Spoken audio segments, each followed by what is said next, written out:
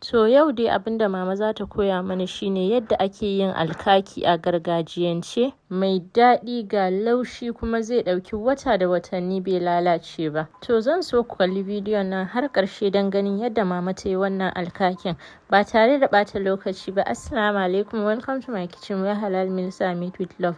Da farko dai wannan da kuke gani alkama ne wanda aka niƙa shi a inji, amma sai dai niƙan ba a bari yayi laushi sosai ba, kamar niƙan biski ko kuma in zaki yi dambu haka aka niko wannan alkama, sai dai kuma ya dan fi na dambu laushi kaɗan. Sai mama ta kawo sai ta tankaɗe alkaman ta cire garin laushin daga wannan biskin kenan. Idan kuka lura da kyau za ku ga biskin mu ba wai yayi ido sosai bane.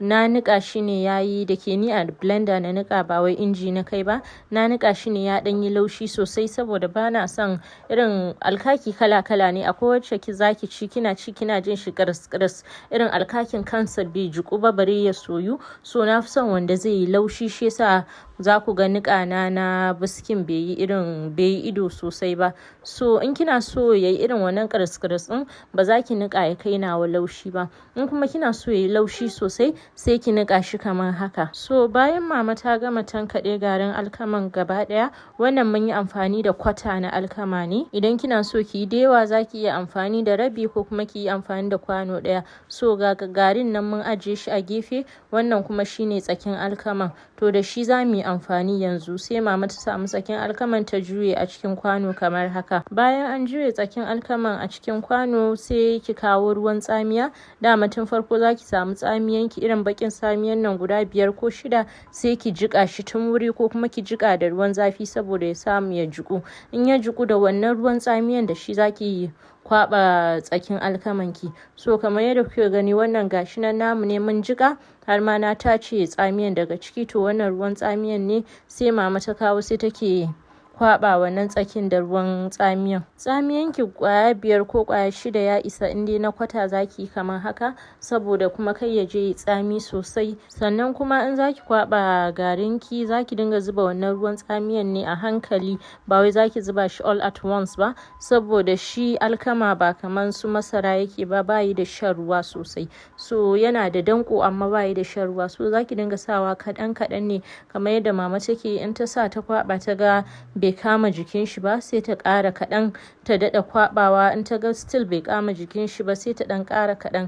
Zaki dinga sa kaɗan ne har sai kin ji ruwan ya bi ko ina ya kama jikin tsakin alkama. To my YouTube family, in har kina kallon bidiyon nan ko kuma this is your first time da kika yi coming across video na, sannan kuma biki subscribing to channel din nan ba, please subscribe. Sannan in ma kin yi subscribing, ku yi liking, ku yi commenting akan wannan bidiyon. Bayan mama ta gama kwaba tsakin alkaman nan ya kwabu, sai ta daddanna shi yayi ƙasa kamar yadda kuke gani haka. Zaki sa hannunki ne ki daddanna ya samu ya kama jikin shi a ƙasa gaba ɗaya. So in kin gama daddanna shi sai ki samu murfi sai ki rufe shi. Bayan kin rufe zaki samu waje ne ki ajiye shi ya kwana, inda da dare kika kwaba kenan. In kuma da safe kika kwaba zaki bar shi ya yini zuwa yamma. So ga namu nan bayan ya kwana saboda da daddare mama ta kwaba shi. So bayan ya kwana ga yadda ya zama, zaki ga ya kama jikinsa sosai har sai kin dan rarrabe su da hannunki kamar kina kakkarya shi, saboda alkama yana da danko. Zaki ga ya kakkame jikin shi kamar haka. Sai ta kawo yeast karamin sachet guda 1 ta juye gaba ɗaya a ciki. In na kwata zaki sa yeast karamin sachet din nan guda 1 ko kuma 2 teaspoons kenan. In kuma na rabi zaki sa 4 teaspoon ko kuma 2 tablespoon na yeast a ciki. Bayan yeast sai mama ta kawo gishiri kaɗan kawai a hannunta ta ɗan ɗeba haka, sai ta barbaɗa saboda ya ɗan sa mishi taste. Sai ta kawo suga sai ta zuba a ciki. Ba kowa ke sa gishiri da suga a cikin kwaɓin alkakin ba saboda wannan sugan da ake narkarwa a sa a bayan, amma wadda aka sa gishiri da suga a ciki sannan aka sa a baya zaki ji ya fi taste akan wanda ba a sa gishiri da suga a bayansa ba. To wannan garin da muka tankaɗe da farko na jiyan nan, garin alkaman nan mai laushi, shi zaki kawo sai ki zuba a ciki. Wannan baking powder da mama ta sa is optional, kaɗan kawai ta sa saboda ya ƙara ma alkakin laushi. So zaki iya sa baking powder kaɗan kamar haka, bai fi half teaspoon ba. So sai ki zuba wannan garin, sai ki kawo ruwa, sai ki zuba ruwan nan a hankali kina kwaba shi har sai ya kwabu ya haɗe kaman kwabin cincin. Idan ba kya so alkakin ki ya laushi sosai, wannan gari mai laushi na alkama da muka zuba ba za ki juye naki gaba ɗaya ba, za ki iya rabawa biyu sai ki sa kaɗan. Daidai laushin da ke so, daidai garin laushi da zaki sa a ciki. Amma ba kya so ya laushi kwata-kwata, zaki iya sa kaɗan ne kawai saboda ya samu ya haɗe. In kuma kina so ya yi laushi sosai, zaki iya sa shi da yawa, as much as possible.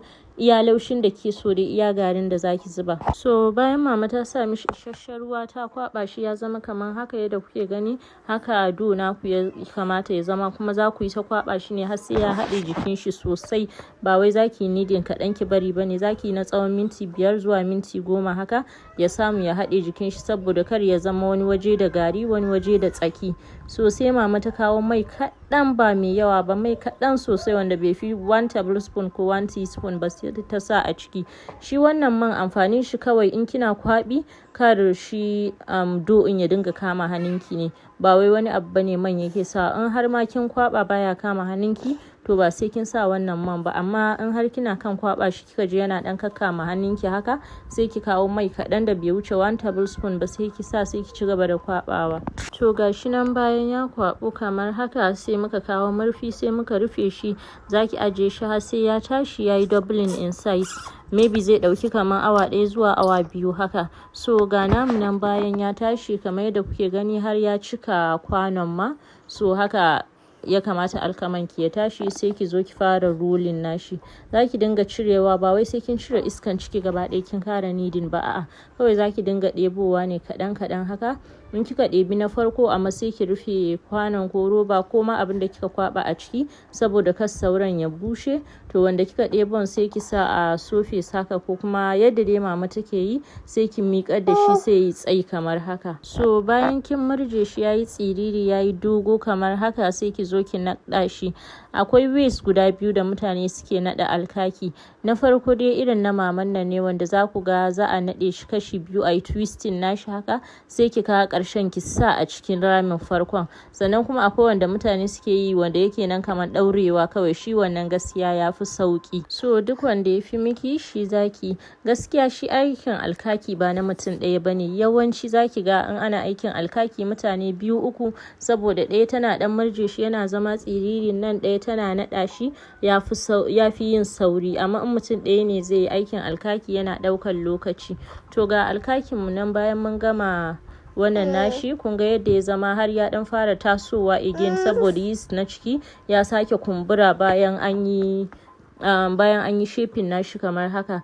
To ga ɗaya shape da nake gaya muku, kawai ɗaurewa zaki din, sai ki kawo mai ki sa akan wuta, ki tabbatar man ki ya ɗau zafi sosai.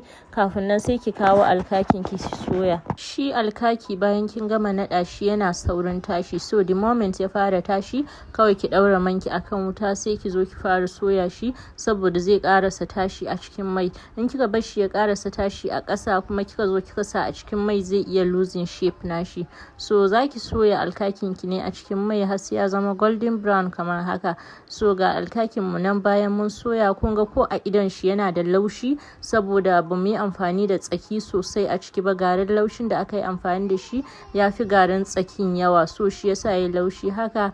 Ga shape na biyu da muka yi, sorry ban samu na nuna muku yadda ake ɗaurewa ba, amma kawai kamar yadda kike ɗaure abu haka zaki ɗaure shi. So bayan nan sai na samu alkakin gaba ɗaya sai na sa a cikin kwano kamar haka, sai muka narkar da siga sai muka zuba a kai.